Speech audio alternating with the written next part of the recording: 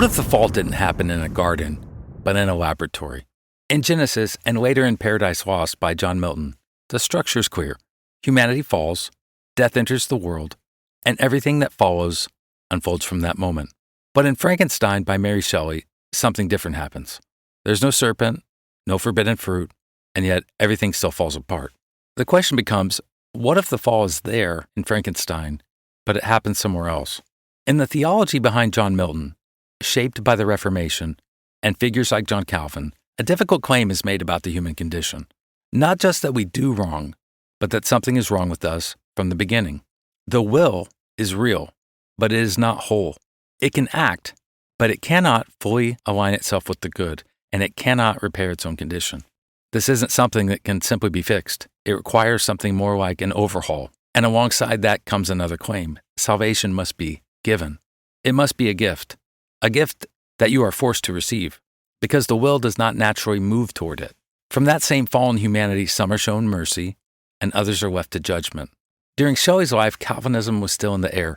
Her father, William Godwin, was raised by a Calvinist minister, part of the same broad stream that shaped Puritanism and later evangelicalism.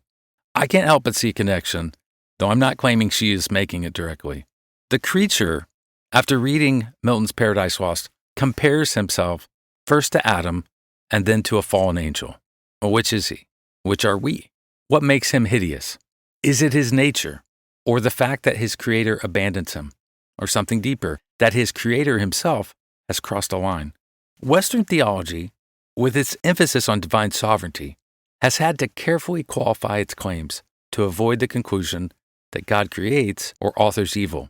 But those qualifications don't remove the pressure, they manage it. And by Shelley's time, that pressure is still there. But confidence in the system holding it together is not. Godwin, her father, rejects Calvinism.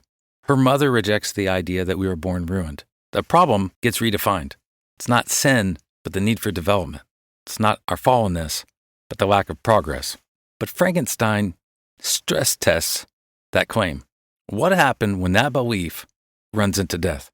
So you're left with a dilemma the novel never really resolves. Are we evil because of how we are made?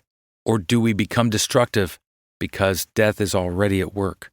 Once Calvinism is rejected, as it was by Godwin and many others, the assumption often becomes either accept Western Christianity as a whole or reject it entirely.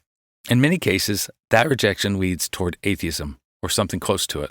What often isn't asked is whether there is a more ancient way to read the text, a different starting point altogether. So the framework collapses. Hopeful optimism about progress rejuvenates, but then you realize the problem didn't go away. It intensifies. This is where things turn. Once belief collapses, death is no longer something explained within a system. It becomes the central problem itself. And by the time it is taken seriously, it may already be too late. Once people rejected the framework of the reformers during the Enlightenment, something hit them. Death is real. It's amazing, but original sin and guilt hides death until you're faced with it, either experientially or philosophically or however. But the thing is, it was hiding it, but it did live within that system. Death was explained through the lens of original sin and guilt and the entire Catholic and Reformed structure that was there. Now, that structure is not being trusted anymore. And what's left? Well, there's this progress idea that suddenly seems to open up. We've got scientific advances. We've got technology that's going to make the world a better place. And if people were just educated and informed, they would make better decisions, and morality, the way that we would like people to live anyway, that would make real headway. But then it ignores the fact that death was shaping human behavior all along. So you think by getting rid of this one baby in the bathwater, that it opens up this bright future. But then you realize, nope, all I'm left with is the fatalism of death, and now I've already removed God, and now there's no hope. So by the time people do start to take it seriously, it's already too late in many cases. There's no longer a stable solution, only a problem that drives everything forward. Then morality loses its grounding, and questions of right and wrong begin to dissolve into what is possible, especially through technology. So when your only hope for prolonging your life or improving the quality of your life It's not in resurrection. It's not in ongoing communion. It's not in participation in the life of God. That doesn't sustain you. Now it's technology. But the question remains, where do I stand? That question shapes Paradise Lost. The will is real, but it exists within a governed reality. The tension is held even if it is not resolved. And I made this point several times in the Very Good is a Long Ways from Perfect episodes. When you start with this perfected view of Adam, it becomes extremely hard to figure out how they sinned. And then pretty soon, you've got to conclude God must have chosen for them to sin. And then you've got to ask why. Then you're going to go to Romans 9 through 11, and you're going to think that God needs you, either the elect or the sinner, the reprobate, to make this contrast. The reprobate and their damnation is like this black cloth. This analogy is common, actually. It's like a black cloth that a jeweler uses to bring out the clarity of a diamond, which would represent the elect. That's where this stuff goes. And then every event that happens, down to your last hangnail, to your last splinter, to the worst tragedy on an airliner, all gets wrapped up within God's decrees. Because of this one starting point, very good, instead of immature, but meant to progress. How? Not through technology, not through some shortcut to godhood, but through participation in the life of God. The tree of the knowledge of good and evil, then, is a form of technology in the Bible. I mean, anything that you're going to say, this is a tool, a shortcut, a methodology for reducing work, for reducing the need for patience, ongoing communion, whatever was required of Adam, that he progressed to the point where it was open to him, which is insinuated in the text. It's assumed almost that someday this tree would be open to him, but it was not yet, because he had not fully matured. It becomes a form of technology by the serpent. Technology in general, at least as it relates to many forms, is a faster way to get things done, is a easier way to get things done. Your dishwasher is supposed to make things easier for you. The apps on your phone are supposed to help you, at least some of them, are supposed to help you get your banking done without having to sit at a PC. Once the tree of life is sort of rejected, or the tree of the knowledge of good and evil, it becomes a sort of technology. This is exactly the pattern of existence. And it's the pattern in the book of Frankenstein. Once life, ongoing life, participation in life, being sustained by the vine, which is Christ, once that is given up on, what are you left with? You're left with death and the desire to overcome it, whatever means are necessary. So Shelley doesn't remove the fall, she relocates it. In Paradise Lost and Genesis, sin leads to death. But now death is already in the world. In Frankenstein, death comes first, and then a fall follows. I'm saying that pattern in Frankenstein is the right pattern. It's the right pattern because that's how we experience it. We come into the world dying. That leads to sin. How to get out of this trap? Resurrection. Belief in the resurrection, union with the resurrection, in baptism, through the Spirit, in synergy. So this pattern, it pulls together everything we've been tracing: original sin, election, rejection, optimism, progress, and the eventual breakdown of those frameworks. So start with Milton, move through her father's rejection of Calvinism, add her husband's outspoken atheism, very outspoken, her mother's rejection of Christianity, all within the same cultural moment where Calvinistic frameworks are being questioned and dismantled in England. Once that framework is removed, you are forced to confront death directly. In my own case, I had lost confidence in Reformation theology, though I tried my hardest to preserve belief in it.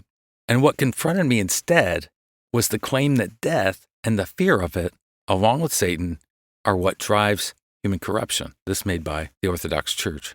Not inherited guilt alone, but a condition we participate in. In Shelley's world, the conclusion was different. Death became an obstacle to progress, the final barrier to overcome. And by that point, it was already too late. So you start with the death of Victor's mother. This is the break, the rupture. It's where mortality becomes personal and unavoidable.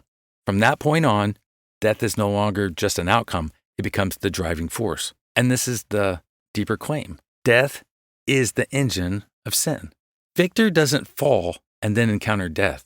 He encounters death, and that encounter becomes the cause of his fall, which will lead to his death. A vicious cycle. The awareness of death creates pressure. fear, anxiety, the need to overcome. That pressure directs the will toward control, toward mastery, toward refusing limits. At that point, there are two responses. One is to accept that limit in hope of resurrection, that death is not final and not ours to overcome. The other is to reject that limit and to attempt to overcome death directly. Victor chooses the second. He does not trust what he cannot control, and once that decision is made, everything follows. If resurrection is not received, it will be attempted. When it is attempted, it becomes something else entirely. See what happens when we attempt resurrection on our own. See, Victor doesn't confront death from a distance. He goes into it, into graveyards, into places where the boundary between the living and the dead is no longer respected. He describes himself as collecting materials from the dead, disassembling bodies. What was once a person made in the image of God becomes raw material. And this is where the shift becomes visible. Death is no longer something to mourn. It becomes something to use. Not something to receive in hope, but something to overcome by force. This is what it looks like when death becomes the engine. It doesn't just produce fear, it produces action. And that action crosses a line. Because once death is treated as a problem to solve, the dignity of the human person becomes very negotiable. The grave is no longer sacred, it becomes a supply. And this wasn't purely fictional. In Shelley's time, so-called resurrection men were stealing bodies from graves to supply medical schools. The line between science and desecration was already being crossed. So Victor doesn't see himself as violating anything. He sees himself as solving a problem, but that's the point. Once death becomes the problem to solve, everything else becomes secondary. And from here, the question is no longer just what death does, but what are we willing to do in order to escape it? So Victor chooses not to trust what he cannot control. And once that decision is made, everything follows. If resurrection is not received, again, it will be attempted. When it is attempted, it becomes something else entirely. Death does not go away. It waits. And if it is not faced with hope, it will be faced with control. That's Victor's mistake. Not that he feared death, but that he tried to master it. And in doing so, he turned the human body into material, the grave into a resource, and life into something he believed he could manufacture. Frankenstein is not just a warning about science. It is a warning about what happens when death becomes the force that drives everything we do, because God has already been removed and rejected. There's no hope. Once this happens, we don't escape death. We just become shaped by it. In one story, sin leads to death. In this story, death leads to sin. If death is the starting point, then the question is no longer, why do we fall? It becomes, what will we do to escape it? Victor answers that question with control. We answer that with Christ is risen. The creature is not born a monster. He becomes one when he realizes he will never be received. Victor is not trying to create evil. He is trying to defeat death, and that is the tragedy. Because once death becomes the problem to solve, everything else becomes negotiable. The body, the grave, the human person, and in the end, nothing is restored. Nothing is redeemed, only fear, and the things we are willing to do to escape it. The creature is not terrifying because of what he is. He is terrifying because of what he becomes. He begins with longing. He ends with rage. And the turning point is not power. It is rejection. The realization that he will never be received.